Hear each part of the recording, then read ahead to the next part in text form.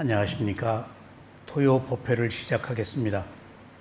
오늘 또 교재 4념처 명상의 세계 292쪽입니다. 부처님께서 깨달음을 얻은 수행을 말씀하신 경전이 알아차림을 확립하는 경입니다.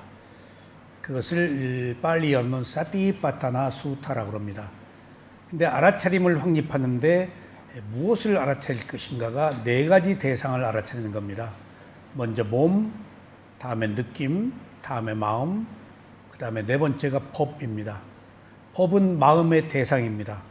그러니까 뭔가 대상으로 삼아라 해서 대상으로 삼은 법이 나중에는 무상고무아라는 진리의 법으로 바뀌는 일련의 과정을 거칩니다. 근데 사념처 수행은 네 가지가 함께 포함됩니다. 우리가 몸과 마음을 가지고 살면서 마음이 다 대상을 알잖아요. 먼저 몸부터 알아요. 그리고 몸에 있는, 마음에 있는 느낌을 대상으로 한다고요. 그리고 또 때로는 그 마음이 대상을 아는 마음을 대상으로 또 수행을 합니다. 그래서 네 가지 사념처는 뗄래야 뗄 수 없는 종합 세트입니다. 오온과 같이 한 몸이에요. 그런데 그 안에 들어가서는 구체적으로 몸에 관한 부분, 마음에 관한 부분, 느낌에 관한 부분, 법에 관한 부분은 다 세분화돼서 다 내용이 다양합니다. 그래서 지난 시간까지 느낌을 알아차리는 수행에 대해서 공부를 했습니다. 우리가 알고 있는 것은 모두 느낌입니다. 6가지 감각기관이 6가지 감각 대상에 접촉해서 6가지 아는 마음이 일어나는 장소가 감각기관이에요. 감각기관에서 일어나는 것을 느낌이라고 그래요. 느낌으로 살고 있는 거예요. 그러니까 우리는 느낌의 노예예요. 그러니까 우리가 크게는 오온을 가지고 살면서 오온이 요구하는, 오온이 집착하니까 감각적 욕망을 추구하거든요. 그래서 깨달음은 오온의 조복을 받는 겁니다. 근데 오온은 어떤 형태로 우리하고 연관이 되어 있나요? 6가지 감각기관에서 일어나는 정보로 오온이 성립됩니다. 6가지 감각기관에서 일어나는 것이 느낌이에요. 그러니까 우리는 궁극의 해탈의 자유를 얻으려면 몸과 마음인 오온의 조복을 받아야 되고 항복을 받아야 돼요. 그리고 느낌의 항복을 받아야 돼요. 느낌에서 욕망이 일어나니까. 그래서 느낌이 그렇게 중요합니다.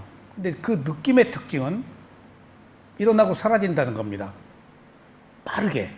느낌이 가진 특성이에요. 느낌의 실제는 무상하다. 그리고 일어나고 사라지기 때문에 느낌은 무하다. 그리고 감각기관에서 우리가 접수하는 모든 정보는 느낌인데 나의 것이 아니고 감각기관이 경험하는 거다. 그래서 느낌은 무하다. 그렇게 느낌에 대한 이해를 하시면 좋겠습니다. 그 뒤에 이제 부처님은 항상 느낌 얘기를 많이 하십니다. 느낌으로 알아차리라. 느낌으로 알아차리라. 그 이야기는 몸과 마음으로 돌아와라. 그리고 감각기관에 머물러라. 그리고 그 느낌이 가지고 있는 특성인 무상을 알아라 하는 것이 부처님의 가르침입니다. 자꾸 느낌을 얘기하는 것이. 그래서 우리는 알고 있는 모든 것이 다 느낌입니다. 돈, 명예, 사랑, 지위, 괴로움, 즐거움, 행복, 불행 전부 느낌입니다. 그 느낌은 일어나고 사라지는 것이고 그 느낌은 내가 느끼는 게 아니고 감각기관이 경험하는 것이에요. 근데 우리는 그것을 나의 느낌, 나의 행복, 나의 불행으로 알기 때문에 진실과 다르다. 그 느낌을 통해서 있는 그대로 보면은 그것은 일어났다 사라지고 괴로움이며 나의 것이 아니다. 라는 무상고무아를 알아서 이제 집착을 끊으라는 것이 부처님의 가르침입니다. 목사님, 저기 오온에서 네 가지는 이제 우리 사념 재상이 되는데, 저기 상온 있잖아요. 그것은 대상으로 안 삼잖아요. 그거는 왜 그런지 좀 궁금해요. 뭐요? 상, 기억, 네. 수상, 행일 때 상도 삼습니다. 삼습니다. 예, 기억한 걸 알아차리니까. 그러니까 우리가 지금 과거를 기억하는 것 없이 살 수가 없어요. 기본적으로 있어요. 근데 선정에서는 상을 대상으로 하죠. 표상이니까. 근데 위파사나에서는 느낌이고 그래야. 그 차이예요.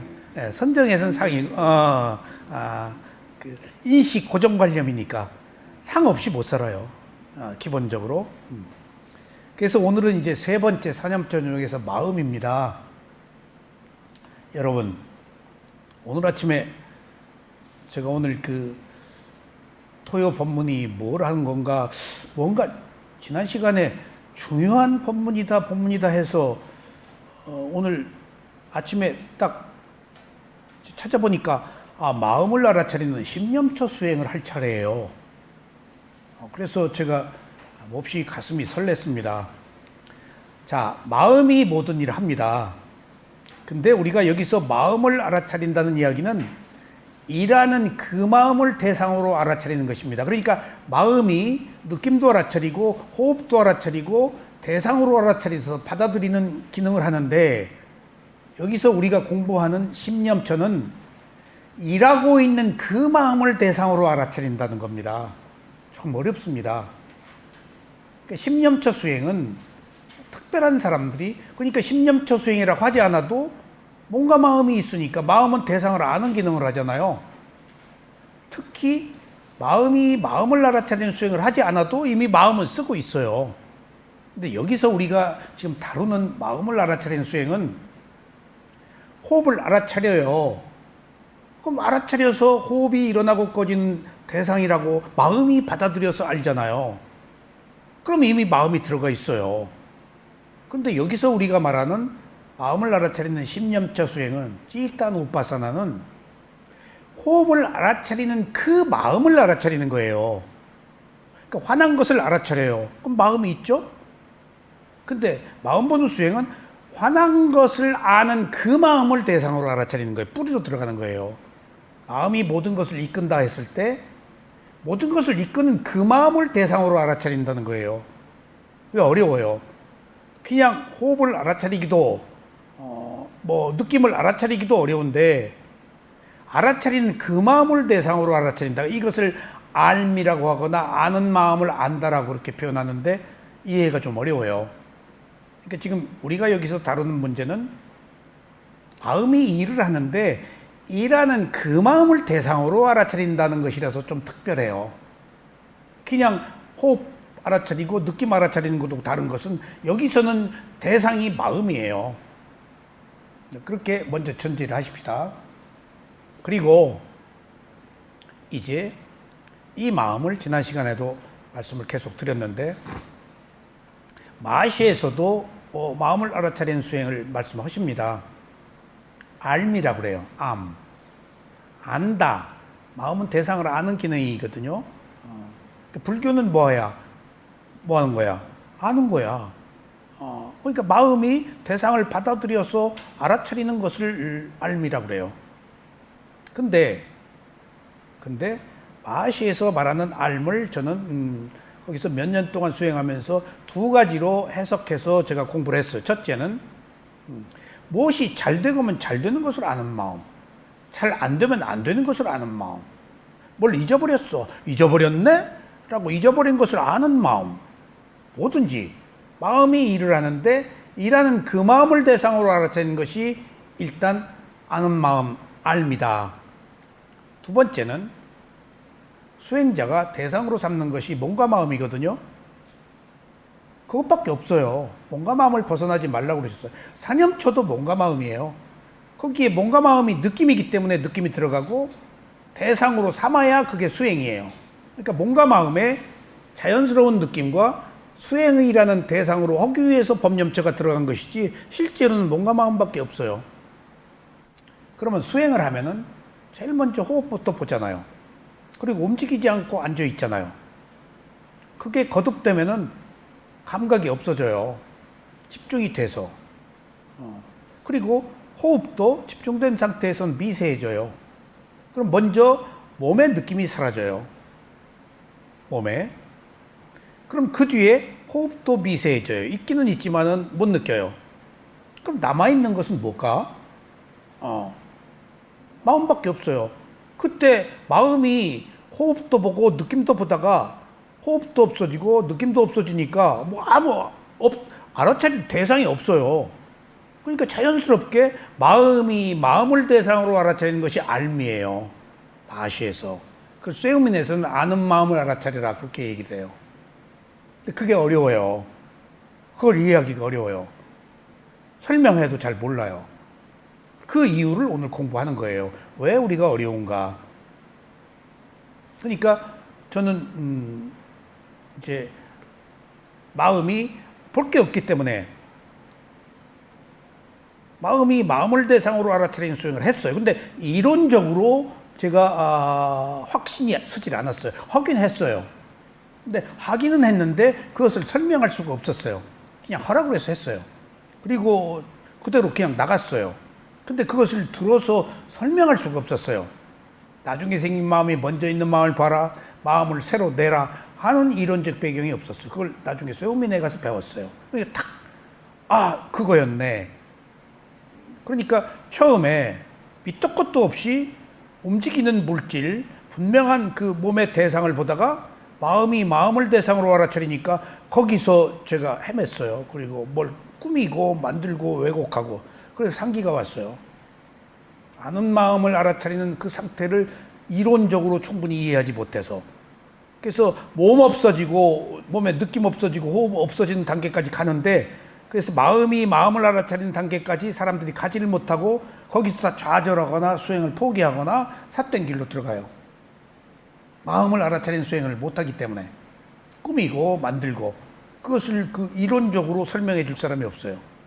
그리고 그렇게 하라고 그러는 사람도 없고 실제 몸의 호흡과 느낌이 다 사라지는 경우도 수행자들에게 있지만은 그렇게 많지는 또 않아요.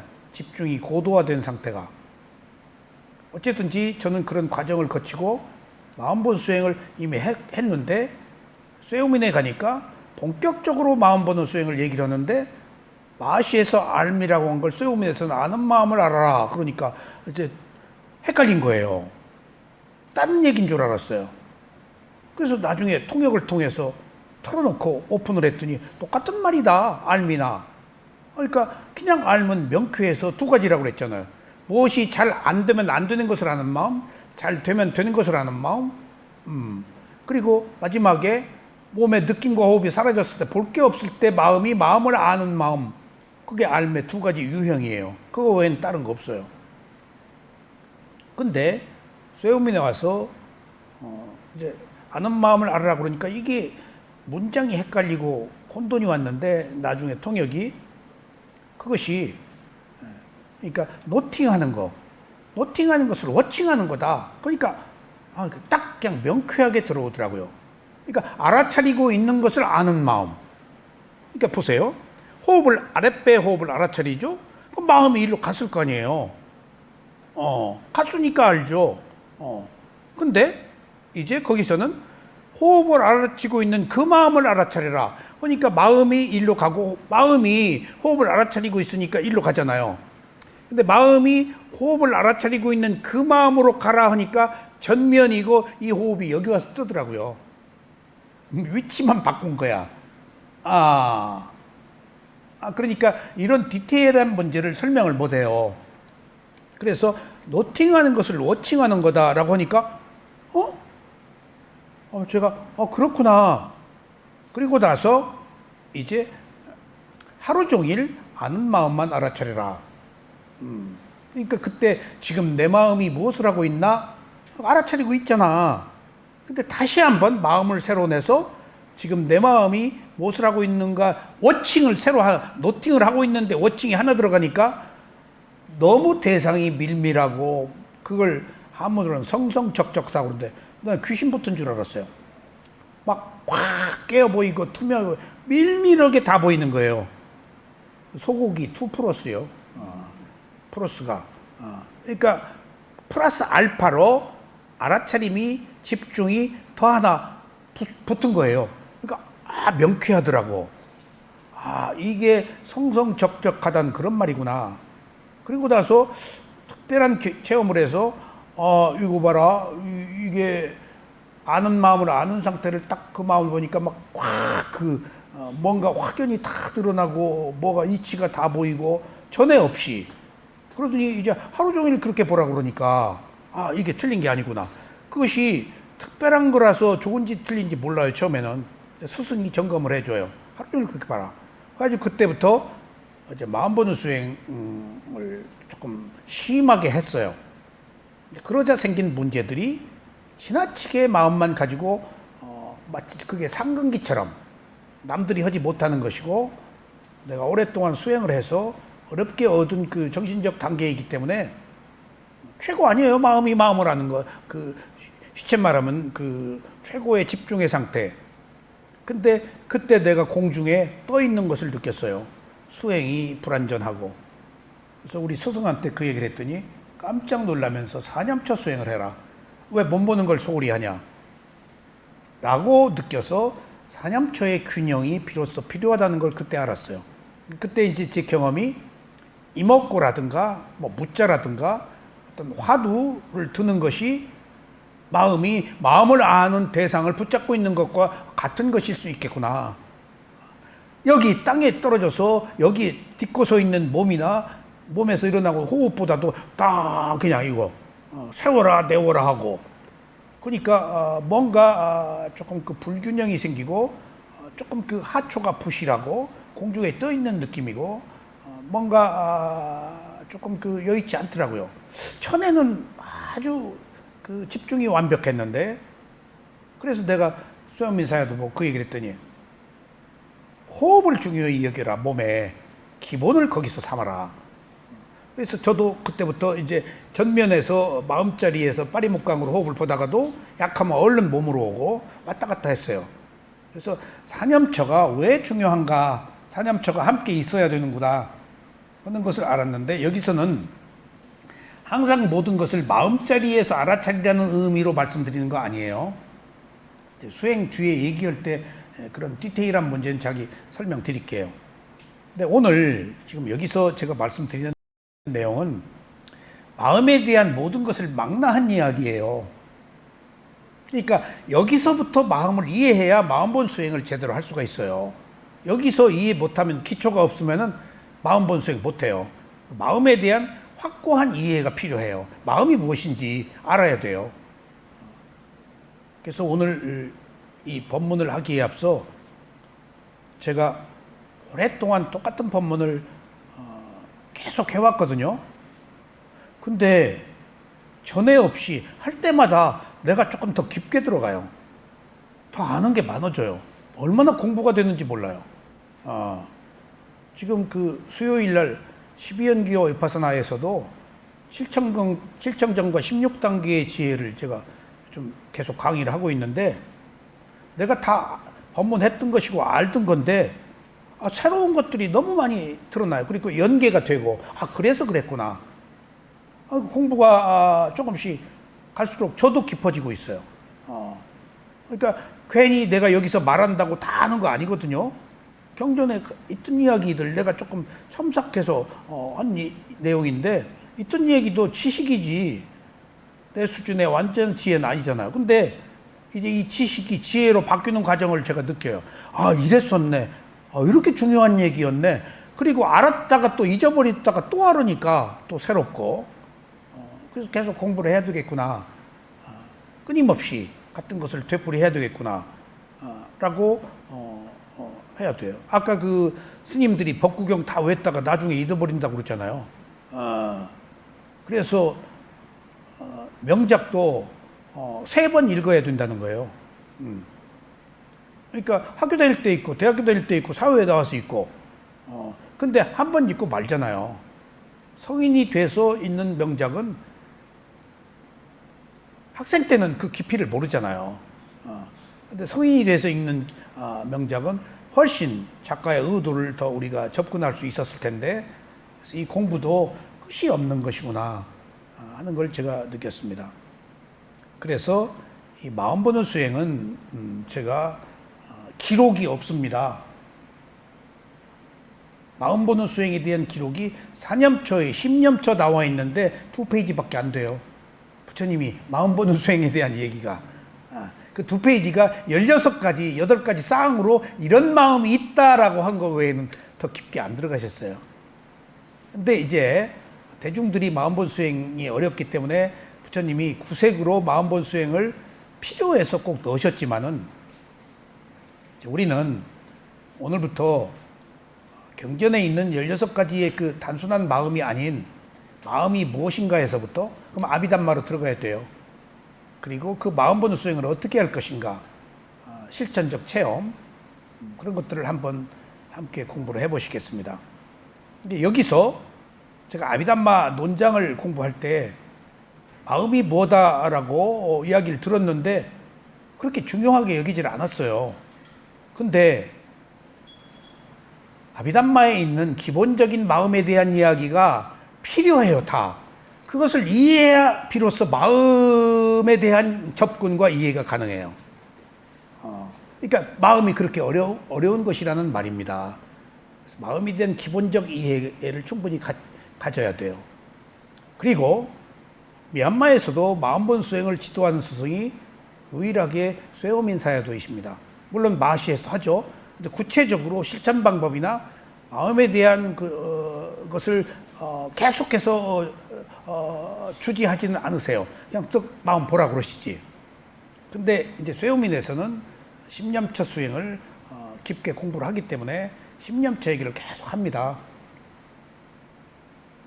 근데 10년차 얘기를 하는데 수행자들이 우리 특히 쇠오민 사야도는 교학자가 아니고 수행자이시기 때문에 자기가 위파사나나 수행에 대한 체계적인 그 책을 내거나 법문을 하신 적은 없습니다.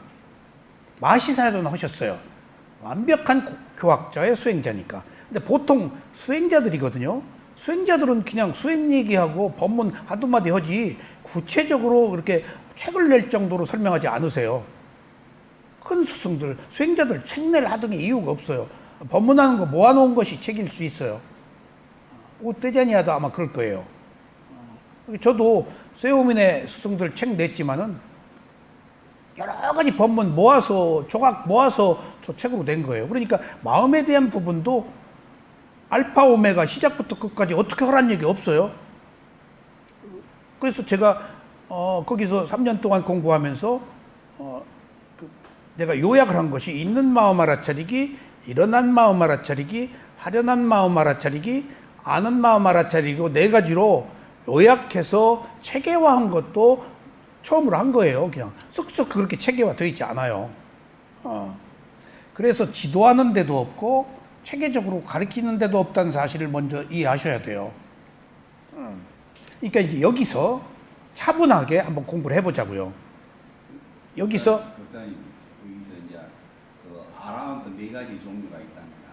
단지 깨닫기만 하는 아라, 법을 전법을 못하고, 근데 완전히 교학을 알고 깨닫고 전법을 할 수 있는 그런 아라운이 있고, 사례부 같은 경우는 교학을 완전히 알고 깨닫기도 하고 전법도 할 수 있는 그게 아라운드 4가지 종류가 있다고. 그러니까 다 다르기 네, 때문에 네. 어느 스승을 만나냐가 중요해요. 벽지불 같은 경우도 붙다가 됐는데 전법을 못 얻으시잖아요. 그러니까 이제 그게 업의 과보예요. 그게 업의 과보예요.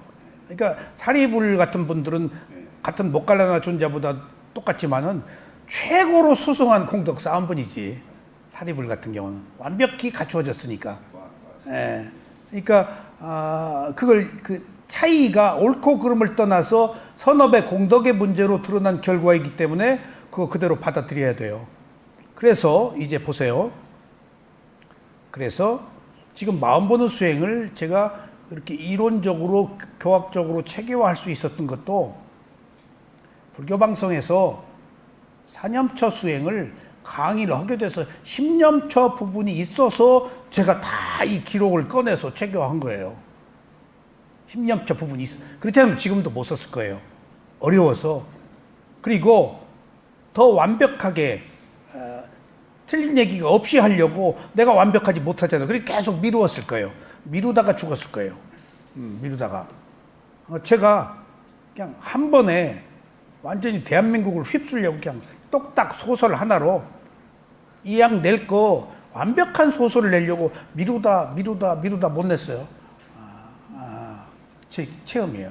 그러니까 그냥 미완성이라도 그냥 저질러야 돼. 그럼 그것이 토대가 되는 거예요.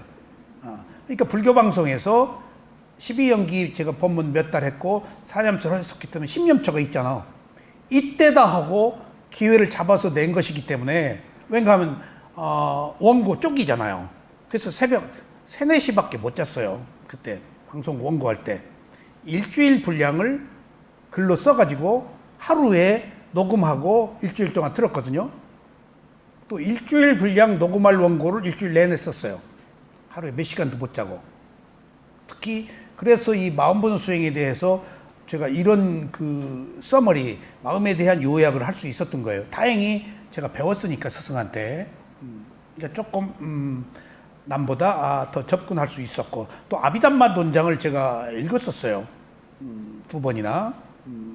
그래서 거기서도 도움을 받았고, 그리고 여기서 또 느낀 게요. 깨달으려면 10년처를 수행을 꼭 해야만 되잖아요. 예.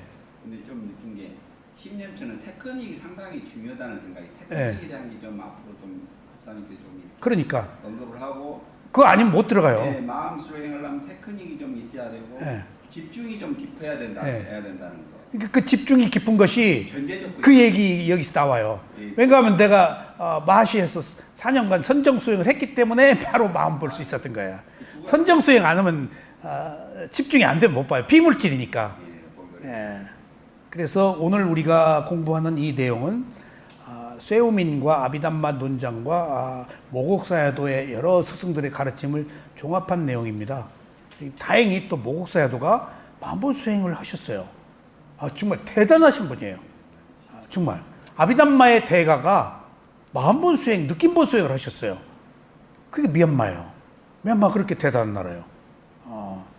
그러니까 한번 우리가 새롭게 이게 완전하지는 않지만은 한번 공부를 해보겠습니다. 자, 그래서 마음이란 무엇인가? 마음은 비물질이다가 첫 번째 넣은 것이 어떤 의미를 갖느냐? 자, 보세요. 이 비물질이다란 말을 충분히 이해해야 돼요. 이게 추론적이다. 이해하기 어렵다. 있는지 없는지 모른다. 물질은 알잖아요. 보이고. 그게 전혀 다른 개념이다. 그러니까 여기서 우리가 다 헤매는 거예요. 마음을 모르니까. 여기서 사기꾼도 나오고 무슨 사교도 나오고 여기서 뭣도 나오고 다 마음을 볼 수가 없기 때문이에요.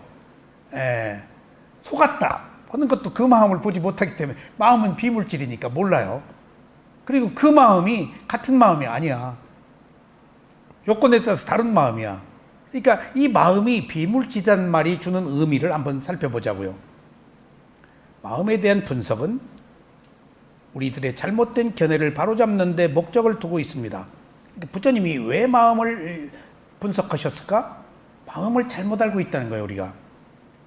다시 말하면 마음에 대한 분석은 학문적 성취를 위해서 하는 것이 아니고 실지하는 진실을 아는 지혜를 얻고자 하는 것입니다. 지혜를 얻기 위해서 이 마음이 필요해요. 마음에 대해서 어쩌고 저쩌고 하는 거 아무 의미가 없어요. 아무 의미가 없어요. 대한민국에서 제일 좋아하는 말이 뭔 줄 아세요? 마음이에요. 다 마음 심자. 그래서 마음 수련은 다 마음 붙어요. 그 마음 뭔지 몰라요. 그 마음 보는 수행도 모르고. 근데 고상하잖아, 마음이라 그러면은. 물질이 아닌 거야. 물질과 함께 있는. 그래서 실체가 없어. 그러니까 그런 것들이 이제 이해로 접근을 한번 해보자고요. 마음이 무엇인지를 아는 지혜를 얻어야 모든 번뇌를 해결할 수 있습니다. 왜냐하면 인간의 삶은 마음이 이끌고 있기 때문입니다. 마음이 다 이끌어. 죽을 때 마지막 마음이 재생 연결식으로 가. 그러면 그 어떤 태어나는 생명, 태어나는 세계, 태어나는 수명, 태어나는 조건이 죽을 때 이미 결정돼. 마음이 이끌고 가는 거예요. 마음의 종자가 있기 때문에. 마음의 DNA가 있기 때문에. 그 마음은 매 순간 일어났다 사라지는데 사라지면서 그 종자를 다음 마음에 전하고 사라져요. 그게 유전적 요인이에요. 유전적 요인이에요. 이게 같은 마음이 아니야. 또 다른 마음인데 정보가 넘어가. 이게 신비해요. 그러니까 마음은 일어났다 사라지는데 정보, DNA, 염색체, 과보가 넘어간다고요. 과보가. 결과가 원인이 돼서 결과가 되고. 이게 연속되는 거예요. 그걸 윤회라고 그래요. 그러니까 우리가 과거생과 현생이 다른 것도 아니고 다르지 않은 것도 아니다라는 것은, 같지 않다라는 것은 과거생과 이 생이 내가 아니야. 전혀 다른 생명이야. 다른 조건에서. 전생에 내가 뭐 지옥에 있을 수도 있고 천상에 있을 수도 있고, 지금 인간으로 태어났잖아. 축생으로 태어났다가 뭐 될 수도 있고 달라. 근데 다른 것도 아니다란 말은 뭘까? 과거의 원인이 현재로 온 것은 영향이 있단 말이에요. 전혀 다른 삶이지만은. 그러니까 다르지도 않고 같지도 않은 것이 원인과 결과예요. 그게 조금 일종의 신비로운 것들입니다. 마음이 그렇게 넘어가요. 그래서 그걸 제가 처음으로 마음을 이해할 때 쇠오민에 갔더니 마하시에서는 그 얘기를 못 들었어요. 쇠오민 사도가 마음에는 종자가 있다. 마음에는. 그러니까 내가 이미 마하시에서 12연기 공부를 하고 있었기 때문에 12연기 지혜가 나서 연기에 대한 기본적 지혜가 조금 충실했어요. 제가 꼭 연기를 넘어가야 위파사나를 할 수 있어요. 근데 원인과 결과란 말이 탁 꽂히는 거야. 그런데 이게 DNA네? 유전자네? 정보가. 그러니까 마음에 대한 확연한 이해가 조금 더 분명해지더라고요. 마음은 일어났다 사라지는데 마음에 담긴 종자가 다음 마음에 넘기고 사라진다. 워낙 빠르기 때문에. 그래서 충분히 우리는 이해하지 못하지만 저는 그것을 가속도, DNA 그렇게 이해를 했어요. 가속도다. 가속도가 힘이 가속이 되지만은 사실 순간순간에 작은 것들은 다 끊어져 있는 새로운 힘들이 연속되는 거예요. 똑같은 힘이 가질 않아요. 가면서도 다른 힘들이 계속 가고 있는 거예요. 그게 가속도예요. 우리 삶이 그렇잖아요. 어떤 가속도가 있다고요. 밀어주는 힘, 그 힘으로 가는 게 가속도인데 그게 종자가 밀어주고 있는 거예요. 그게 가속도가 나중에 보니까 사주, 팔자, 업이에요. 업의 과보예요. 잠재의식이에요. 그런 것들이 다 하나로 연결되어 있더라고요. 우연이 아니고 지금 어떤 인과응보, 마음이 다음 마음에 넘어가는데 이 마음이 성질이 넘어가는 거야. 사주가 넘어가는 거야. 관상이 넘어가는 거야. 팔자가 넘어가는 거예요.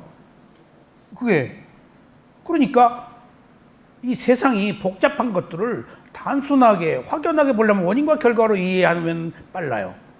하여튼 어떤 원인을 만드느냐가 중요하다고요. 새롭게 놓고 보자면은 과거의 원인으로 현재가 왔어. 근데 지금 이후에는 새로운 원인이 가. 아니면 있는 그대로의 원인이 갈 수도 있고 더 나쁜 원인이 갈 수도 있고 알아차려서 선한 원인을 만들어서 더 좋은 원인이 갈 수도 있는 게 우리들의 지금 현재의 삶이에요.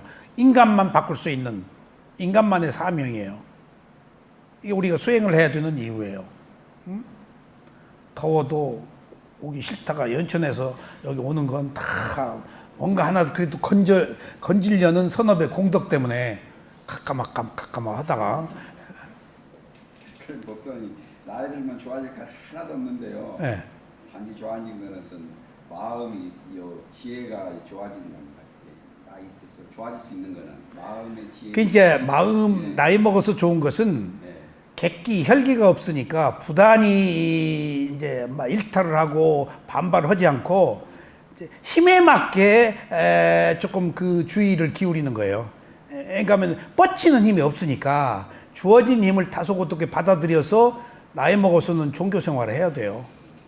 그럼 이제 죽음에 대한 두려움도 해결되고. 그리고 그 개발된 마음이 다음 생명을 받을 때 상속이 되는 거예요. 당연히 그게 이제 네. 업이 마음의 종자가 상속이. 그 얘기를 쇠오민 사회들한테 마음엔 종자가 있다. 그러니까 다 보니까 그게 종자가 DNA 유전자 원인과 결과 사주 팔자 관상이에요.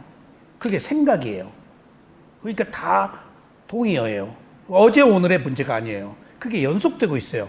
오늘 내가 새롭게 원인을 만들어야 돼요. 그러니까 똑같이 살아요. 우리는 더 나빠질 수도 있고 좋아질 수 있는데 새롭게 만들자고요. 그래서 새로운 결과를 얻도록 하자고요. 자, 마음이 무엇인지를 아는 지혜를 얻어야 모든 번뇌를 해결할 수 있습니다. 왜냐하면 인간의 삶은 마음이 이끌고 있기 때문입니다.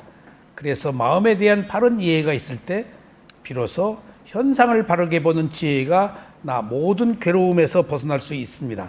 현상을 바로 보는 지혜가 삼마사냐 나나라고 해서 바사나 수행의 3단계이고 부처님은 1단계인데 무상고 무아예요. 모든 현상은 무상해요. 그리고 괴로움이고 그 다음에 무아예요. 그게 현상을 바로 보는 지혜야. 그러니까 마음을 알아야 비로소 마음이 무엇인지를 알아야 무상고 무아를 볼 수 있다. 이건 어떤 그 전제입니다. 왜 마음을 알아야 되느냐? 무상고 무아를 알기 위해서. 인간은 정신과 물질을 가지고 삽니다. 정신과 물질을 사념처 수행에서는 몸과 마음이라고 합니다. 마음이 무엇이냐고 물으면 마음은 물질이 아니라고 대답합니다. 경전에 딱 아비담마에 나와요. 마음이 무엇이냐? 그럼 마음 물질이 아니다. 물질은 무엇이냐? 마음이 아니다. 이 말이 무슨 말일까요? 서로 대칭이 되는. 물질과 마음은 함께 있지만 완전히 상반된 거예요. 영역이 다르고 역할이 달라요. 물질은 드러나 보이잖아요. 예. 마음은 비물질에 드러나 보이지 않기 때문에 거기에 문제가 있는 거예요, 지금.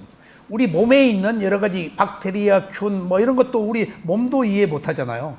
감기 바이러스가 어떻게 들어오는지 막 분석해서 이제 MRI 찍고 뭐하고 피로 뭐 지금 찾아내고 있지만은 실제 우리 몸은 전인미답의 정글이에요. 모르는 게 너무 많잖아요, 아직도. 우리가 몸에 대해서 뭘 알아요? 하물며 그 몸과 함께 있고 그 몸의 앞에서 이끄는 그 마음에 대해서는 전혀 알 수가 없었어요. 그래서 신도 나온 거예요. 2500년의 부처님은 마음이 무엇인가라고 완벽하게 밝혔어요. 근데 이 10세기에 와서 플로이트, 융, 뭐 이런 사람들이 부처님이 얘기한 마음의 리얼리티, 실제를 조금 갖다가 차용한 거예요. 예, 조금. 리비도 뭐 얘기며, 조금. 이 부처님의 모든 가르침은 마음에 대한 얘기예요. 그게 내 마음이 아니라는 거예요. 예, 누구도 그 얘기를 못해요. 워낙 내 마음인 줄 알고 살았기 때문에. 그게 내 마음이 아니다는 마지막이에요. 근데 그 시작이 비물질이다라는 것으로 시작한다는 거. 이게 아무것도 아닌 얘기 같아도 굉장히 중요한 의미가 있어요. 마음은 비물질이다? 알 수가 없다는 겁니다. 몸은 드러나서 볼 수 있잖아요. 드러나서 볼 수 있는 몸도 자세히 몰라요. 내 몸을 내 마음대로 해요? 근데 그것과 함께 있는, 그것을 이끄는 그 마음은 물질이 아니라서 알 수가 없다. 그래서 이걸 또 다른 말로는 추론이다라고 그래요, 마음은. 그러니까 어느 측면으로 마음은 비물질이다. 마음은 물질이 아니다. 물질은 마음이 아니다. 라고 했을 때 꼭 왜 물질은 마음이 아니다. 마음은 물질이 아니다라고 하는데 둘이 붙어 있을 수밖에 없기 때문에 뗄래야 뗄 수가 없어. 근데 완전히 다른 별개의 영역이기 때문에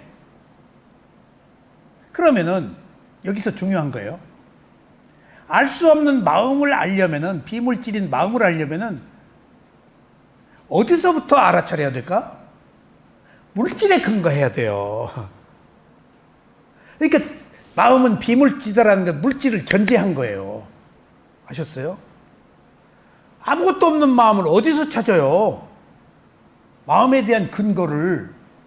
마음은 몸과 함께 있잖아요. 몸의 어느 위치에 있지 않습니다. 심장에, 뇌에 있지 않아요. 몸과 함께 있어요. 위치는 불특정해요. 함께 있어요. 이게 부처님 가르침이에요. 질문에 몸과 함께 있다고 그랬어. 그러니까 뇌다, 심장이다. 마음의 토대가 심장이라는 것은 토대, 원인으로서의 마음이지 꼭 심장이 가장 중요해서 살아있는 동안 심장이 뛰기 때문에 심장이 뛰는 동안엔 마음이 있기 때문에 토대를 말했지 심장 안에 마음이 거한다.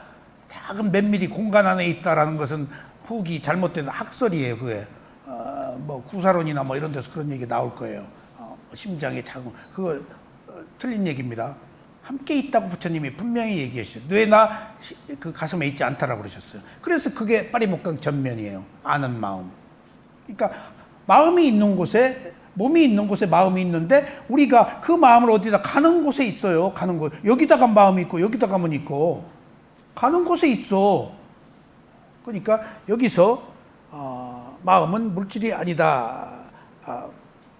마음은 비물질이다. 근데 그 얘기가 물질과 함께 있어서 물질과 다른 성질을 가지고 있지만은 그 마음을 알려면은 물질과 함께 있는 그 물질에 먼저 근거해야 돼요. 몸으로 와야 돼요. 신념처. 몸 안에 함께 있잖아요. 왜 제가 여기서 이 말씀을 드리는가 하면은 만본수행 이론적으로 오래 얘기했잖아요. 비물질인 마음은 이해하기 어려워요. 추론이라서. 있는지 없는지 모르고 증명하기 어려워요. 근데 그 마음이 머무는 곳이 어디예요? 몸이잖아요. 몸에서 마음을 찾아야 돼요. 몸에서. 어느 의미로는 몸이 가지고 있는 동질성을 마음이 똑같이 가지고 있어요. 그러니까 마음은 비물질이다라고 물질이 아니다라고 말한 것은 물질과 함께 있는데 물질처럼 보지 말고 물질이 가지고 있는 요소가 있대. 영역은 다르다. 역할은 다르다. 하지만은 그 마음은 물질이 가지고 있는 요소를 함께 알고 있기 때문에 물질을 통해서 그 마음의 실체를 알 수 있다라는 의미로 나는 그렇게 이론적으로 제가 확신을 했어요. 그런 말이다 이게. 근데 이게 아무 말도 아닌 것 같아요. 마음은 비물질이다. 매우 중요한 얘기예요. 마음은 추론적이다. 그리고 물질 안에서 마음의 리얼리티, 실체를 찾아야 된다. 떨어질 수가 없다. 물질. 그런 의미에서 정신과 물질, 몸과 마음은 항상 유기적으로 서로 상충하고 서로 화합하면서 우리들이 살고 있는 거예요.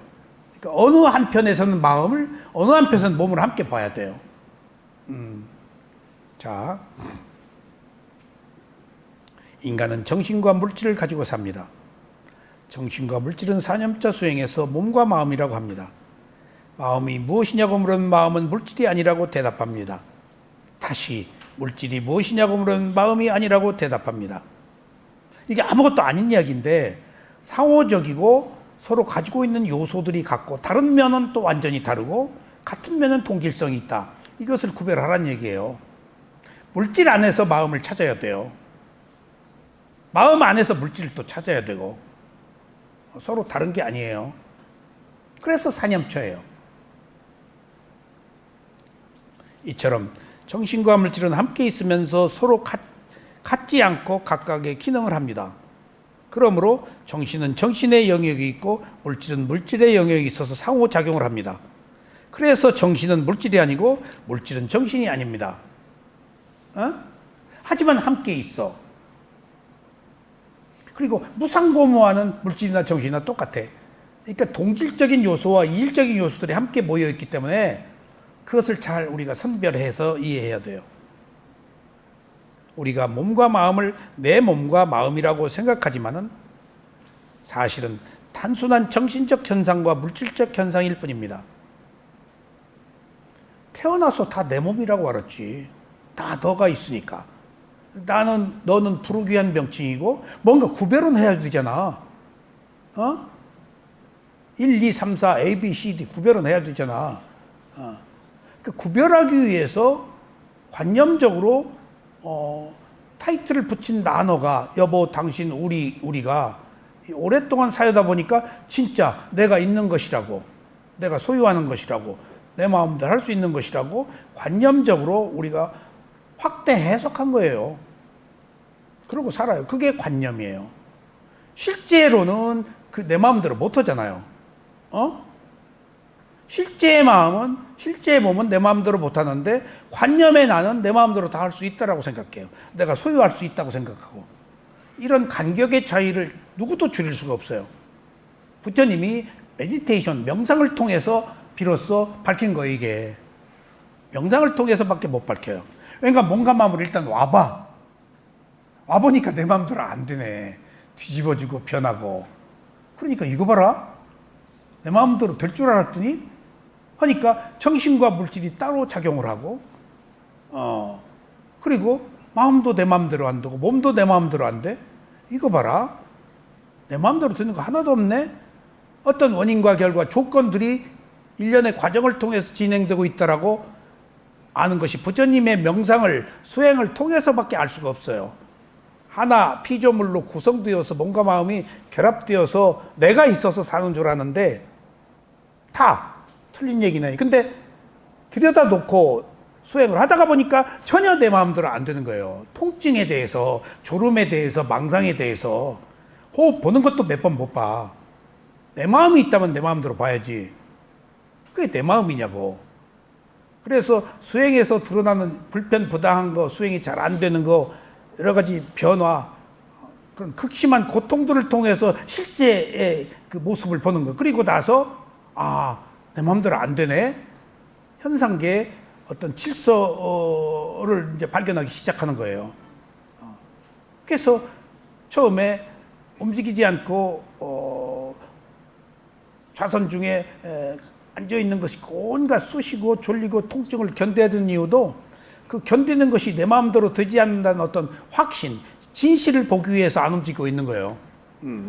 내 마음대로 안 돼, 뭔가 마음이. 근데 다 할 줄 알고 있잖아, 내 마음대로. 그래서 그것들을 여기 드러내는 거예요. 특히 그 마음은 보이지 않지만은 내 마음대로 되지 않는 것이다. 그리고 이제 보니까 물질의 영역이 있고 정신의 영역이 있네. 같이 봤지. 이제 다르게 보기 시작한 거예요. 몸과 마음으로. 몸과 마음을 정신적 현상과 물질적 현상이라고 할 때 자아가 없는 하나의 객체로서 이해하게 됩니다. 이제 다르네. 역할이 다르네. 그래서 마음은 비물질이다. 물질은 마음이 아니다. 마음은 물질이 아니다라고 분리해서 보고 또 하나로 합쳐서 놓고 그렇게 영역을 분리해서 지금 보는 거예요. 그러니까 다르네. 최초로 다르다고 봐야 돼요. 이처럼 정신과 물질이 각각의 영역을 가지고 있다는 것이 정신과 물질의 실제를 이해하는 데 매우 중요한 의미를 가지고, 그러니까 위파사나 수행의 1단계 지혜가 정신과 물질을 분리하는 거 아니에요. 그 분리가 위파사나예요. 하나로 안 보고 영역이 다르다. 그럼 역할이 달라, 기능이 달라. 그것들이 어떤 조건에 의해서 결합되지 그것을 지배하는 어떤 특정한 세력이나 특정한 힘이 없어. 그렇게 놓고 본다면은 어느 초연적 존재, 어느 누구의 힘으로 되는 게 아니고 오직 자체적 원인과 결과의 힘으로 모였다가 흩어지는 일련의 과정만 있구나. 누구도 개입 못하고 자기가 의도한 대로 되고 있구나. 나도 모르게. 나의 의도된 행위가 가져온 결과로 또 새로운 원인을 만들고 있구나 하는 것들을 알아가는 과정입니다.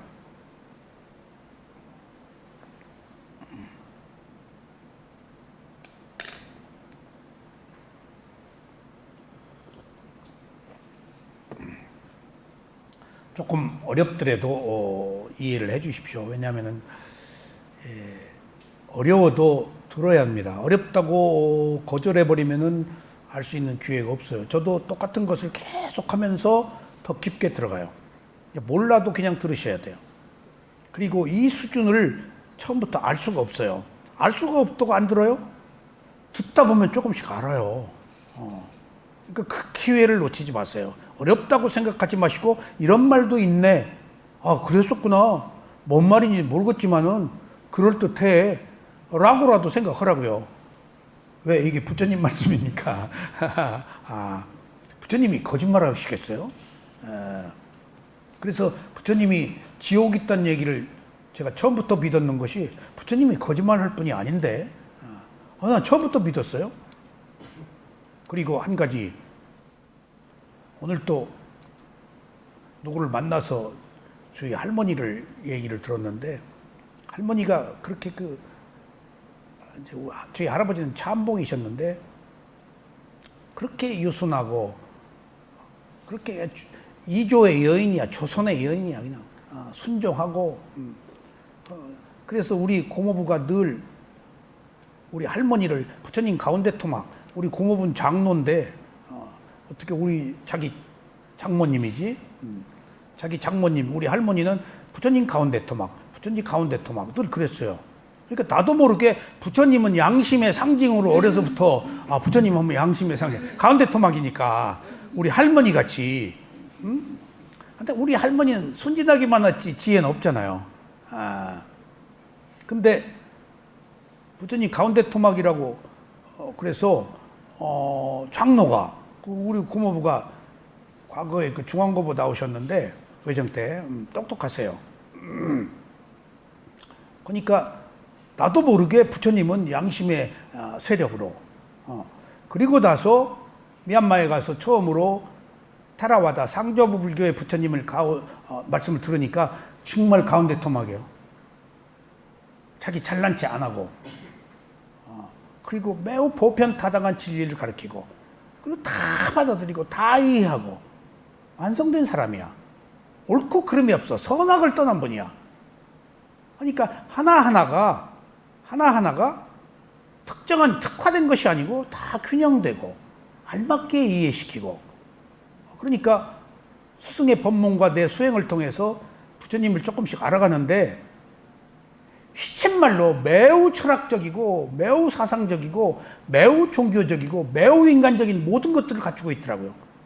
한 인간의 완성된 모습이었어요. 종교의 교주 아니에요, 부처님. 어느 특정한 교파의 교주가 아니에요. 괴로움을 겪고 있는 모든 사람들이 괴롭지 않게 살아가는 메시지예요. 어느 특정한 종교 아니에요, 이거. 그리고 그걸 구별도 안 둬요. 알아차려서 있는 그대로 봐서 옳고 그름 없이 그냥 깨어서 지켜보면 되는 거야. 누구나 할 수 있는 것. 그리고 또 자기 믿지 말라고 그랬어. 가르침을 믿지. 예. 그런 분이 어디 있어? 다. 그러니까 이런 분이 붓다가 아는 자란 말, 깨달은 자란 말이기 때문에 무상고무화를 깨달은 자의 이야기이기 때문에 저는 31개의 존재의 세계에 천국이 있다는 것, 지옥이 있다는 것, 악귀 아수라가 있다는 것을 다 10분 받아들이고 더 중요한 사실은 너무 자세하게 기록돼 있어요. 지옥도 천상도 어떤 사람이 가고 어떻게 살고 있고 그러니까 부처님이 그 거짓말 했겠어? 예.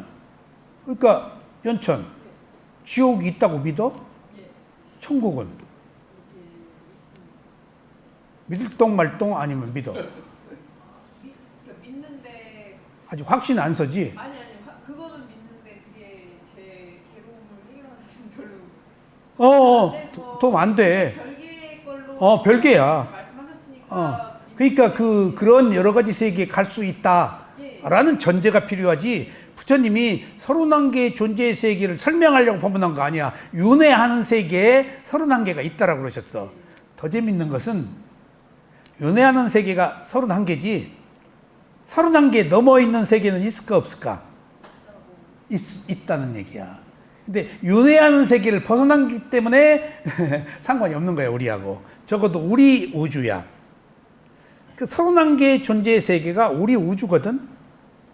근데 그 우리 우주의 그 기본은 어디에 있을까? 몸과 마음이 우주야. 작은 우주야. 이 우주나 저 우주나 하나의 작은 우주가 여기 몸과 마음이야. 이거하고 저거하고 확대된 거야. 이거 보면 돼. 저거 볼 필요 없어. 이거에서 저거 연결돼 있어. 왔다 갔다 하니까 조건에 따라서 저기 있다, 이쪽에 있다, 이쪽에 있다. 그러니까 과보에 따라서. 그러니까 저런 데 보이지 않는 비물 저런 데 갈 게 없다는 얘기야. 여기 있는 몸과 마음에 와야 에너지가 원리가 원인과 결과가 똑같으니까 윤회하니까. 그런 의미에서 천상과 지옥이 원인과 결과이기 때문에 우리가 필요한 것이지 다른 의미로는 있으나 마나한 거예요. 천상은 수명이 있지만은 지옥, 축생, 악귀, 아수라는 수명이 없어요. 업대로 가니까 악업을 지어도 선업이 있는 사람은 얼마 안 견디고 빨리 나와요. 자, 이처럼 정신과 물질이 각각의 영역을 가지고 있다는 것은 정신과 물질의 실제를 이해하는 데 매우 중요한 의미를 갖습니다. 이 두 가지가 함께 있으면서 서로 분리해서 알아차릴 때만이 대상을 있는 그대로 볼 수 있어 몸과 마음에 대한 실상을 알 수 있습니다. 이 분리가 뭐야? 위파사나요. 다르게 보다, 객관화 놓고 보다, 주관적으로 보지 말고 뭘 하려고 보지 말고 그냥 놓고 보다, 그냥 하나의 현상으로 보다, 법으로 보다가 분리예요. 여지껏 우리는 놓고 본 적이 없어요. 이해가 얽히지 않고 한 일이 없어요. 이해가 얽히지 않아야 돼요. 그래야 진실을 봐요. 그러니까 위파사나 수행이 아니면 안 된다는 이유가 전혀 새로운 삶의 패러다임이야.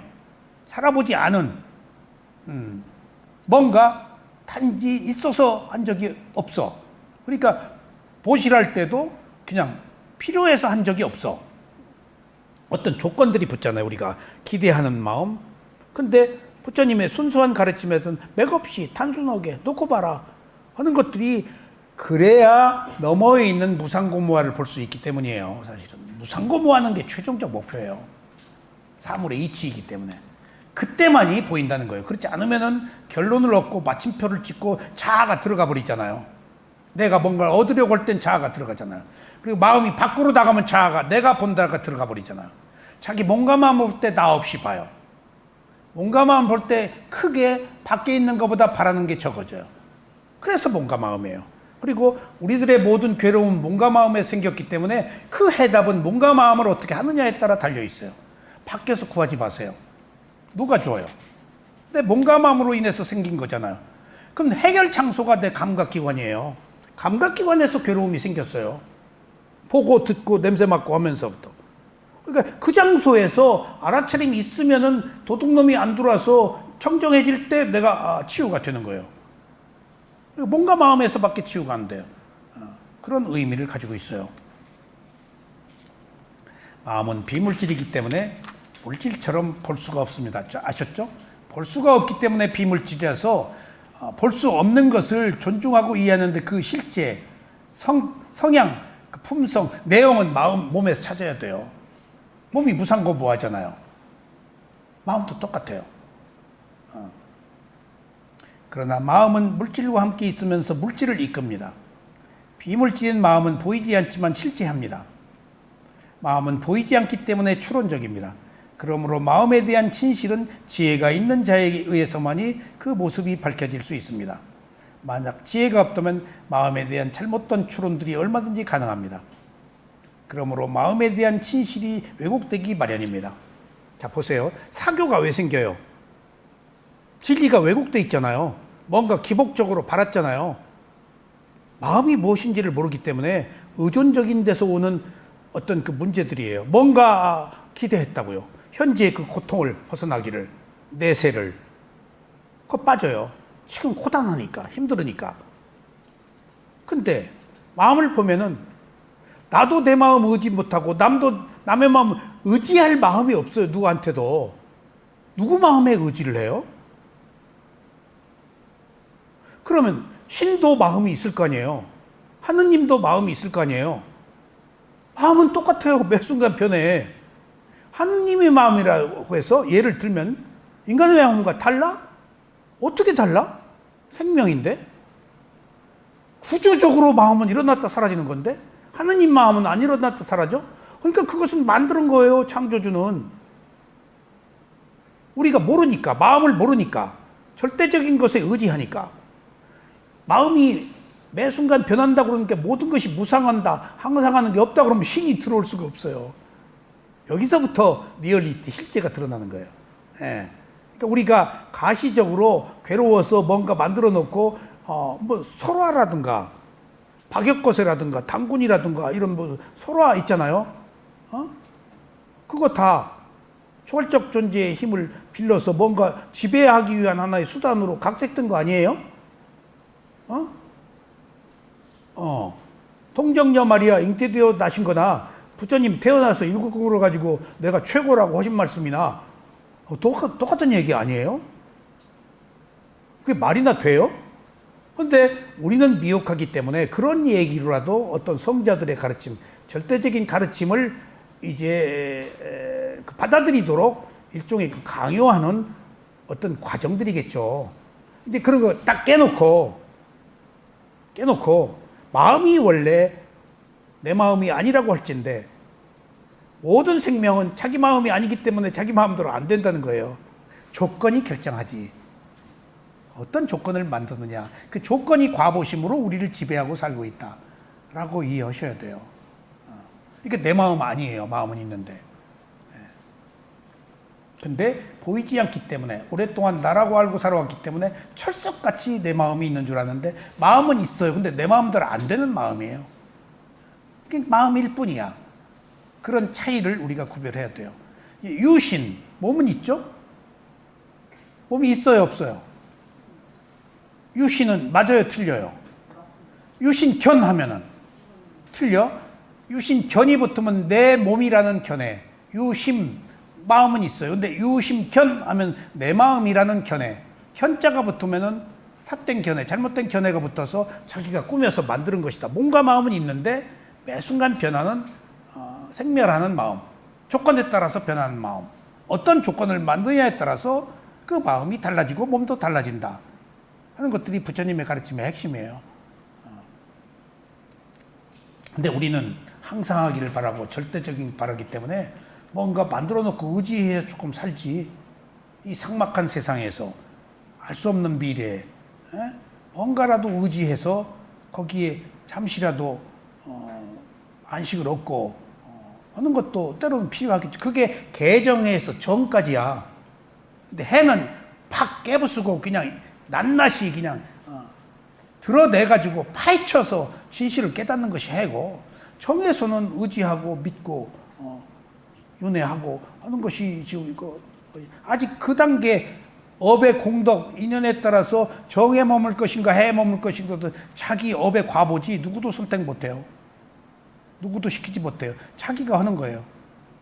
그러니까 나는 개 있기 이전에도 살 수도 있고 개 상태에 살 수도 있고 정의 상태에 살 수도 있고 해 상태도 살 수 있는 것이 옳다 그르다를 떠나서 세상에 살고 있는 모든 생명들이 저마다 처한 조건들일 뿐이에요. 그런 의미에서 누구 탓하지 마세요. 그런 의미에서 세속에서 일어나고 있는 일들 그냥 보고 그 사람 일로 두세요. 얼마나 혼란해요. 저 요새 불이 붙었어요. 지금 친구들한테 막 전화 와가지고 갑자기 고요한 마음에 불이 붙었어요. 해병대 출신들이 막 이러면 안 된다. 해병이 죽었다. 막 어디로 광화문으로 가자네. 너나 갔다 와라.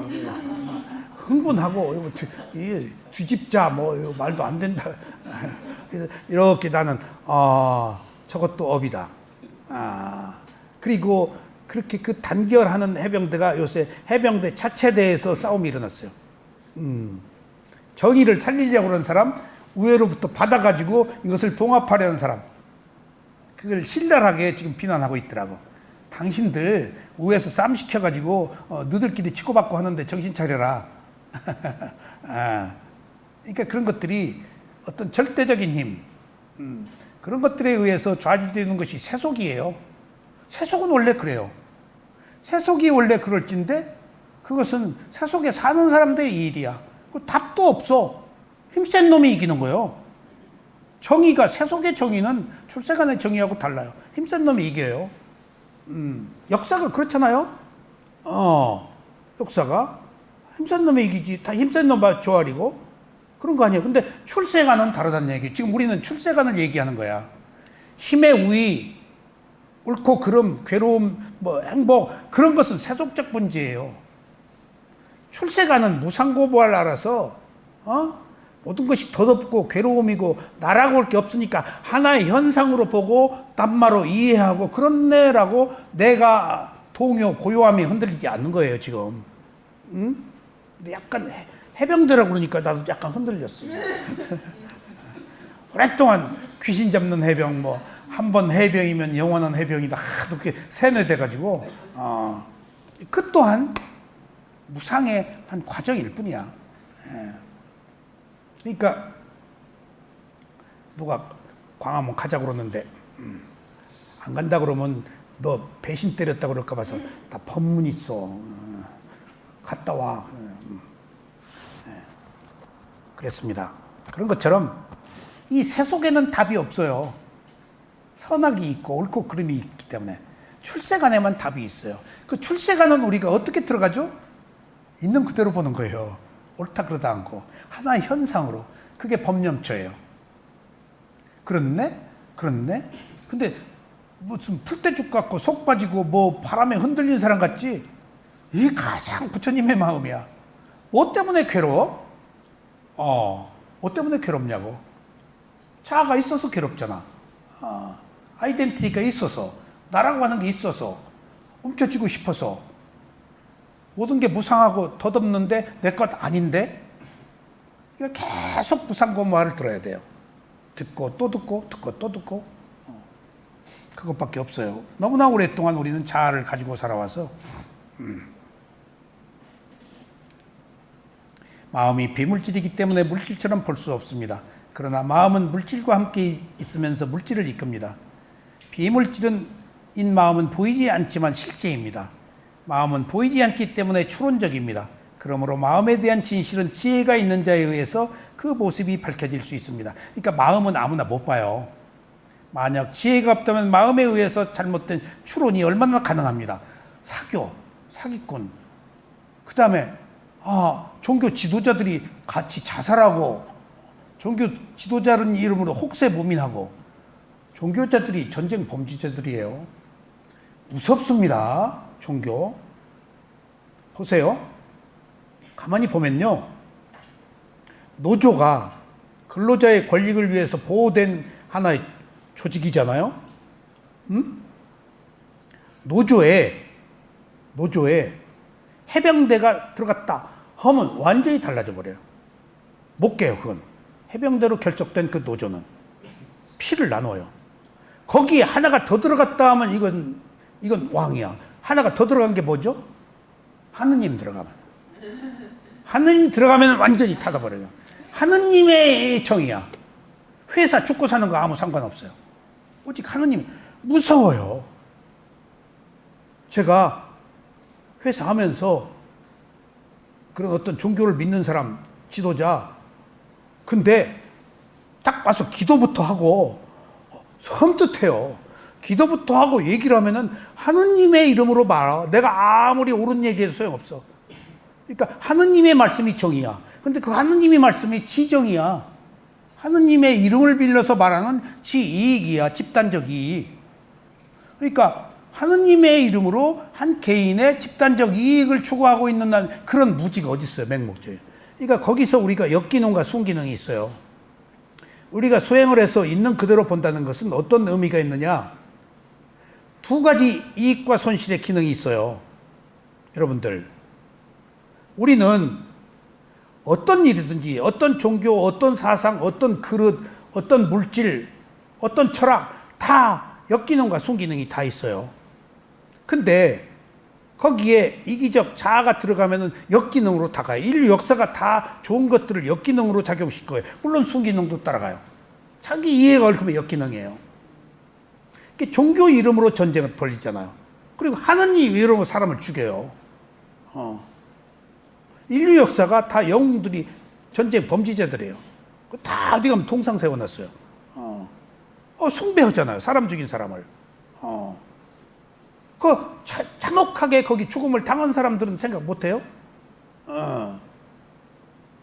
그러니까 지금 우리가 이 수행을 한다는 사실은 역기능과 순기능이 있는데 우리는 그 이게 가지고 보면은 말 타면 견마 잡히고 싶다고, 말 타면 휘두르고 싶고, 돈 가지면 막 과시하고 싶고, 권력 하면 누르고 싶고, 그게 가진 자의 힘이에요. 반드시 그 힘은 역기능으로 가도록 돼 있어요. 자아가 있기 때문에. 근데 우리가 위파사나 수행을 한다는 사실, 부처님의 가르침을 얻는다는 사실은 역기능이 아닌 순기능으로 가는 거예요, 지금. 순기능으로. 그러니까 보세요. 역기능과 순기능에서 역기능을 좋아하는 사람도 글로 가요. 근데 우리는 출세간의 순기능으로 그것들의 무의미함을, 그것들의 괴로움을 알고 벗어나는 몇몇 안 되는 그런 순기능을 하는 사람으로 선택되어서 여기 지금 모인 거예요. 이 세상은 그런 쪽으로 흘러가요. 옳고 그름으로. 얼마나 많은 편견이, 지역적 편견, 무슨 사상의 편견, 남녀의 편견, 뭐 견해의 편견. 만나면 자기 얘기가 옳잖아요. 그게 옳아요? 옳지 않은 거예요. 그냥 놓고 보는 게 옳아요. 그 사람의 입장에서 그게 옳아요. 근데 다른 사람 입장에서는 또 그 말도 옳아요. 그럼 뭐가 답이야? 옳다 그러다 하지 않는 게 답이에요. 그냥 하나의 현상으로 보는 게 답이다고요. 과연 그런 사람이 누가 있어요? 현상으로 보는 사람만이 속박의 괴로움에서 벗어나요. 근데 지금 모든 세상은 속박하고 있는 거거든요. 꾸며서 무리지어서 모여서 세력을 확장하는 거 아니죠? 거기에 여러분들 부안해동하지 말고 거기에 휩쓸리지 마세요. 그냥 세속의 일로 두고 나는 내 길 가자고요. 그게 부처님의 길이에요. 그래서 괴로움을 해결하는 길. 그런 중대한 메시지가 부처님의 가르침에 의해서 우리들에게 계속 제시되고 있는 내용들입니다. 이게.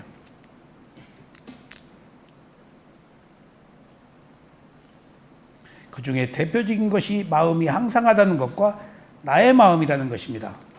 지금 마음에 대해서 대표적인 것이 같은 마음이다. 이 세상에 같은 건 하나도 없어요. 그리고 나의 마음이다. 마음은 있어. 내 마음대로 안 돼. 같다. 항상하다가 무상이 아니고 항상이야. 그리고 괴로움인데 즐거움으로, 무한대 자아로, 무상고무와 역행하는 거예요. 실제와. 그러니까 착각 속에서 항상하다, 즐겁다, 자아가 있다라는 어떤 선입관으로 우리가 미봉책으로 꾸며서 만들어 놓은 견해를 가지고 사는 한 우리는 괴로움이 계속될 수밖에. 실제는 그게 아니니까. 모든 것들은 변하고 괴로움이고 내 마음대로 안 되니까. 근데 원래 무상고 무아라고 하면 괴로울 거 없잖아요. 그 얘기예요. 있는 거 받아들이자. 없는 거 받아들이자는 얘기가 아니에요. 우리가 못 보는 것을 받아들이자 하는 것들이 약간의 고통은 따르지만은 몸과 마음을 있는 그대로 알아차리면 넘어 있는 진실을 본다는 얘기입니다. 그러니까 특별한 게 아니고 똑같아요. 변하지 않기를 바라는 거, 즐겁기를 바라는 거, 내 마음대로 하려고 하는 것을 바라는 것들이 되지 않는 건데 우리는 되기를 바라고 있는 그 차이예요. 그것 가지고 살잖아요, 우리가. 그 힘으로.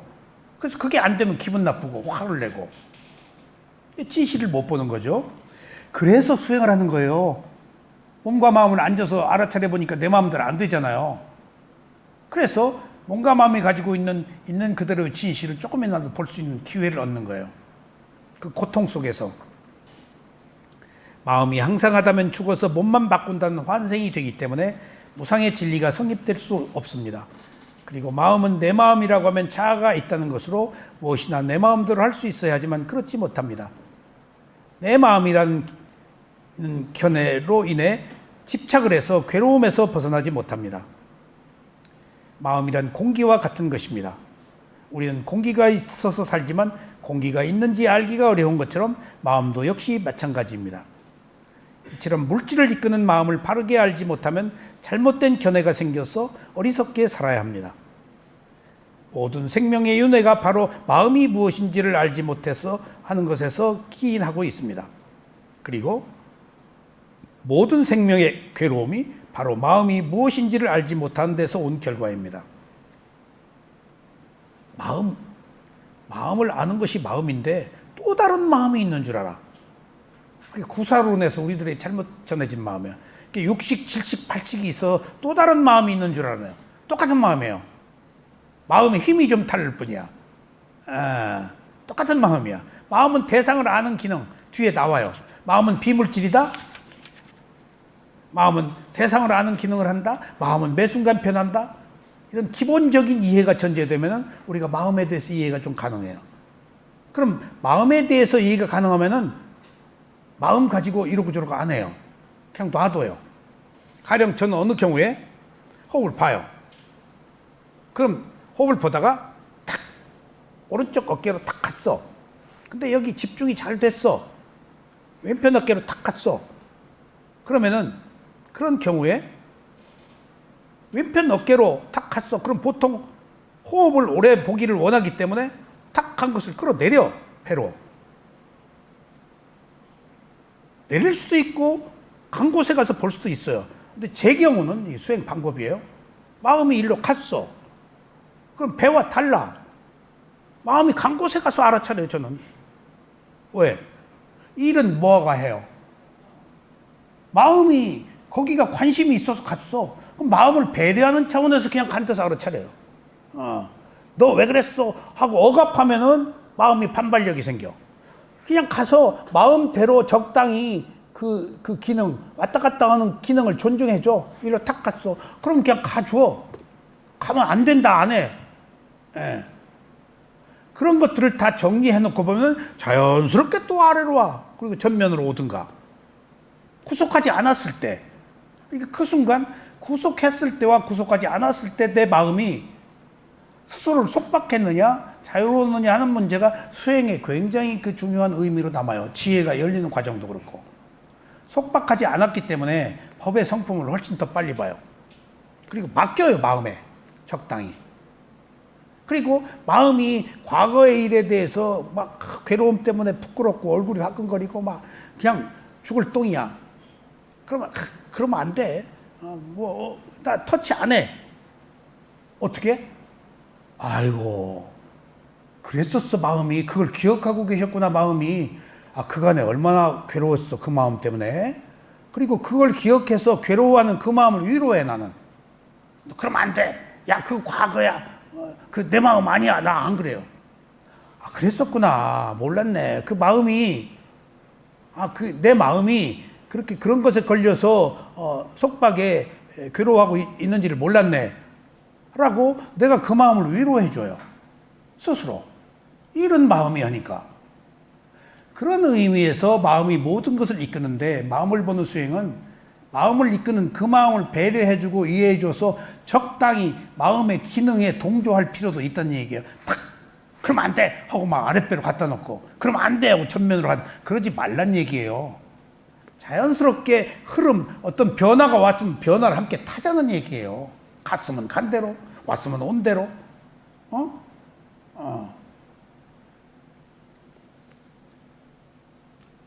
그래서 오늘 누가 그런 얘기를 하더라고. 바람피는 여자의 특성이 뭐냐. 나 모르겠다. 그런 여자 안 만나봐서 그때. 가는 남자 안 붙잡고 오는 남자 안 붙잡는 사람이래. 야, 그 멋있다. 마음이 그건데 내가 그래서 그 말을 좀 써먹어야 되겠구나. 가는 남자 안 붙잡고 오는 남자 안 붙잡으니까 늘 자유롭네. 늘 새로운 사람 만나네. 마음도 일견. 가는 마음 붙잡지 말고 오는 마음 그냥 알기만 하면 돼. 오고 감에 있어서. 예?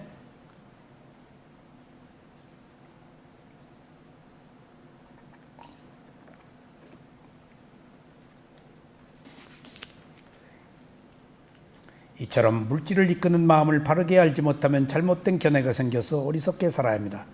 모든 생명의 윤회가 바로 마음이 무엇인지를 알지 못하는 것에서 기인하고 있습니다. 그리고 모든 생명의 괴로움이 바로 마음이 무엇인지를 알지 못한 데서 온 결과입니다. 몸과 마음을 장님과 안진뱅이에 비유합니다. 몸은 저 스스로 볼 수가 없어서 장님이라고 하고, 그러니까 둘이 서로 모여 있을 수밖에 없는 게, 마음은 저 스스로 움직일 수가 없어서 안진뱅이라고 합니다. 몸은 못 봐, 마음이 봐. 마음이 알아. 근데 마음은 저 스스로 움직일 수가 없어. 그러니까 뭐에 의해서 움직여? 마음에 의해서. 여기서 저기 마음 못 가. 몸이 가줘야 가. 그래서 몸은 장님, 마음은 안진뱅이라고 비유를 해요. 그러니까 이 서로 조화를 이루는데 각각의 기능이 다르다. 그래서 여기서 순기능과 역기능을 따질 때 순기능은 알아차려서 좋은 쪽의 기능을 살리는 거고, 역기능은 막 자기 욕심을 차리는 거겠죠. 인간은 몸이라는 장님과 마음이라는 안진뱅이가 서로 동거하면서 살고 있습니다. 몸이라는 감각기관은 물질로서 아는 마음이 없으면 대상을 할 수가 없습니다. 마음은 아는 기능을 가지고 있지만 물질이 아니기 때문에 가고자 하는 의도만 있지 실제로 움직여서 갈 수가 없습니다. 그래서 흔히 몸과 마음을 하나의 동일체로 보지만 사실은 서로 다른 기능을 하면서 함께 있습니다. 이것이 마음은 비물질이다, 물질이 아니다 하는 의미가 주는 것은 뭔가 추론이다. 마음은 없지만은 있는 거다. 있지만은 그 속성은 몸의 성질과 같다. 몸이 무상고무하듯이 마음도 무상고무하다. 그래서 먼저 우리가 이제 김 교수님도 얘기를 하셨지만 마음을 알아차리는 수행을 하려면은 여기서 물질과 비물질에서 물질을 보는 힘이 없으면은 비물질을 볼 수가 없어요. 굉장히 중요한 겁니다. 그래서 선정이나 어떤 집중의 고요함이 전제되지 않으면 흥분해서 들떠서 마음을 못 봐요. 들뜨면 마음 못 봐요. 차분해야 마음을 보여요. 집중이 돼야 마음을 보여요. 왜? 비물질이니까. 있어도 손에 쥐어져도 못 봐요. 내가 둥둥 떠가지고. 근데 고요하면 저절로 드러나요. 이게 비물질이 있는데 내가 보는 힘이 없다는 것은 집중의 힘이 없기 때문이에요. 그래서 먼저 호흡을 오래 봐야 돼요. 그래서 힘을 키워야 돼요. 그러면은 저절로 드러나요. 그래서 제가 계속 현재의 마음을 알아차리십시오. 지금 내 마음이 무엇을 하는가 알아차리십시오. 지금 내 마음이 어디로 가는가 알아차리십시오. 의도. 딱 지금 내 마음이 어디로 가는가? 라고 봤더니 마음이 의도가 다 일어나려고 그러고 걸으려고 그러고 걷고 있고 그래서 계속 아는 마음에 두었어. 처음으로 오른발 왼발이 전면에서 딱 뜨더라고. 마음자리에 계속 두었더니 지금 내 마음이 어디로 가는가라고 보았을 뿐이야. 나는 전면에서 뜬다는 게 산이 뜬다는 말씀이신가요? 그 형상이 아는 마음이 전면에서 알아요. 발로 안 가고 호흡이 여기 있어요. 그러니까 여기서 하는 거냐 여기서 하는 것은 신념초, 여기서 하는 것은 심념초야. 부처님은 여기서 알았대. 발이 전면에서 뜬다고 하는 게 산이 뜨느냐 아니면 아는 마음이, 아는 마음. 아는 마음이. 그냥 거기서 알아. 여기는 다 알아. 그러니까 마음이 받아들이는 기능이 있기 때문에 마음이 마음자리를 두니까 여기서 우리 이제 해봐서 할 거야. 여기서 망상이 들어와. 여기서는 망상이 들어오면 오래가. 근데 여기서 마음자리에서 지켜보는 마음이 계속 있기 때문에 타이트하게 지금 주시하고 있는 거예요. 마음이 계속. 그러니까 망상이 들어왔다고 빨리 없어져. 마음이 계속 마음자리에 지켜보고 있기 때문에. 뭐 그런 그 여러 가지 그 효과들이 있습니다. 목사님 저기 마음자리에서 보는 마음자리에서 본단 말은 다른 말. 예를 들어서 움직이면 다리가 그러면 그게 보인다 했잖아요. 그 의도가 보인다는 뜻인 것 같아요. 내가는 바로 움직이려는 그 의도. 다 의도와 함께 움직임까지. 의도가 마음이잖아요. 의도를 마음이 알아차리는 거예요. 아니 그 의도와 움직임까지 다 함께 봐. 그러니까 하려는 마음복이야 그게. 내가 지금 그게 내 마음이 어디로 가는가. 그러니까 마음이 자꾸 어디로 가. 그 자리에 움직임이 있어. 그게 이 마음이 여기니까. 그러니까 훨씬 객관적으로 보고 오래 봐. 여기서는 마음이 달아나. 근데 여기서 보면 조금 오래 봐. 그러니까 약하면 또 일로 와야 돼요. 그러니까 그 비물질인 마음을 보기 위해서 마음이 비물질이라는 것은 물질처럼 보지 말라. 비물질이다, 추론적이다, 형용사다. 이기 때문에 물질 보듯이 하지 말고, 이게 중요한 얘기예요. 보듯 하지 말고 알아야 돼요. 여기서 핵심은 보려고 그러면 안 돼. 마음을 아셨어요? 물질은 보잖아요. 에? 물질은 보잖아요. 마음은 보려고 그러면 안 돼요. 알아야 돼요. 보는 것과 아는 것의 단어 하나의 차이가 굉장해요. 비물질이니까 못 봐. 근데 아는 것은 마음이 현재 뭔가 하고 있는 걸 알잖아. 그러니까 본다와 안다 같은 말이지만은 마음에서는 아는 것, 눈으로 보고 하는 것, 물질에서 일어나고 있는 것들이 있잖아. 마음은 아는 거예요. 그러니까 뭔가를 본다라고 했을 때는 물질은 봐. 근데 마음은 보려고 그러면 안 돼. 비물질이니까. 그래서 비물질이라고 그러는 거예요. 물질이 아니니까 물질을 보듯 하지 말라. 비물질이니까 비물질로 예우하고 형체가 없다. 있는지 없는지 모른다. 그러니까 추론적이다. 그러니까 알아야 돼. 그것은 몸을 보는 힘이 있을 때 비물질 마음을 고요했을 때 보여. 흥분하면 들떠서 안 보여. 그러니까 집중이 되었을 때 본다는 것이 제가 다행히 지금 죄송한 얘기지만은 내가 쇠오미네 처음부터 안 보내요. 어디 마시나 판티타라마 참매 이런 데 먼저 보내지. 쇠오미는 처음부터 마음 얘기하거든요. 못 봐. 1년 동안 뭐인지 몰라. 못 보는 데서 충분히 제 경험으로 집중을 얻으니까 비밀주의 마음이 빨리 보이더라고. 그것도 나한테 좋은 기회였어요. 그래서 그냥 마음 보는 것에다가 나중에 아는 마음으로 아는 상태까지 다 수행을 했단 말이에요. 그러니까 그런 것들이 있는 마음 보기, 일어난 마음 보기, 하려는 마음 보기, 아는 마음 보고 제가 프로그램 한 것도 몸을 보는 훈련이 돼 있었기 때문에 비물질 마음을 이론적으로 분석해서 체계화할 수 있었던 거예요. 그거 체계화 못해요. 어떻게 알아요, 마음을? 아무리 얘기도 몰라요. 손에 쥐어줘도 몰라요. 그러니까 비물질이다라는 물질을 보듯 하지 말고 물질과 함께 있는 성질을 가진 실체, 그것이 이끄니까 그냥 알아라. 아는 것이 마음이다. 보는 것은 눈이고 몸이고 그런 의미에서 비물질이라고 전제를 한다는 것은 물질 보듯 하지 말라라는 의미가 굉장히 중요합니다. 아셨죠? 오늘 여기까지 말씀드리겠습니다. 다음